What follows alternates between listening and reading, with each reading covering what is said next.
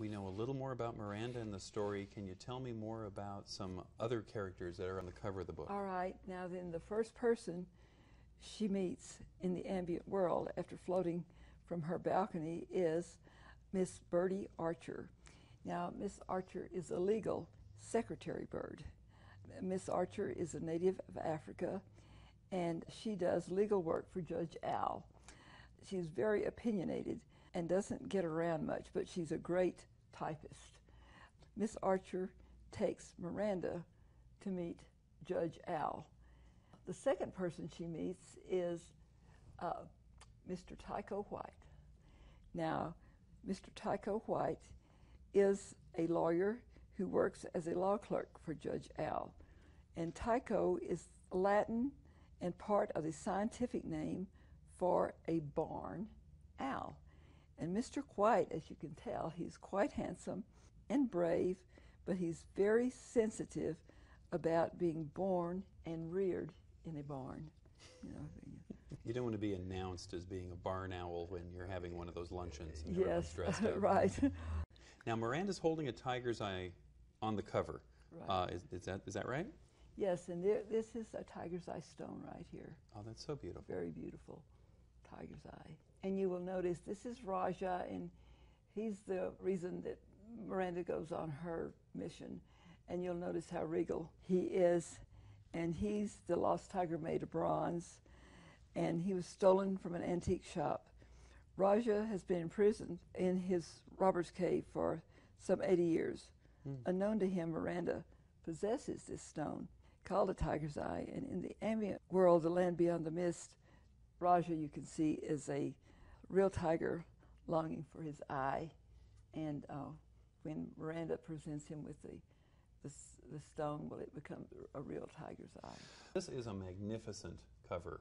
On the book or on the poster, this is so beautiful. Is there a story behind the artwork? Yes. We had a difficult time finding someone to illustrate the cover. I'm so happy that we found Diane, because that's the icing on the cake, and that makes people want to read my book. Because her cover art really does capture the essence of your story. Yes. It's a smooth reading book. It's very compelling. It's a page turner. It's like what's going to happen next. About 100 pages. So it's not a very long book. Did it take you a long time to write? A short time to write? Very long time. Very long time. Long, okay. long, almost 30 years. That's a very long time. That's a journey unto itself. Yes, I kept revising it, and I'd get discouraged, and I'd throw it back under the bed. That was my filing cabinet. Right under the bed. Yeah, right under the bed. A lot of authors go through a period of rejection. Did you have any rejection? Yes. I sent Miranda out, and that was when we lived in Houston, and it was gone about 2 months. And well, the first month and the second month, I said, "Oh, this is sold," you know. And I started thinking about Cadillacs and things like that, you know. Well, the jury's out a longer time. They say that means that they're thinking positively. And yes. And then one day I saw the mailman come, and I saw them put that self-addressed stamped envelope in the thing. I said, "Oh, well, I'll go get my thing and see what they said. Maybe they had a nice comment on my thing, because it was gone so long." Right. And out so to the mailbox. Out to the mailbox. And I opened the mailbox, and there was my poor Miranda and the tiger's eye, and it had tire tracks. Tire tracks? Tire tracks. All over it. Not just one tire track, but just tire tracks. Tire tracks all over it, like somebody viciously tortured by, you know, ran it all over it. I said, well, and I couldn't send my poor manuscript out to have it abused like that. No. I understand you wanting to protect it.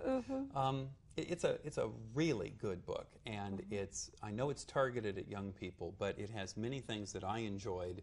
I haven't been young for a while, unfortunately, but there's clever phrases, there's references to our world, not the ambient world.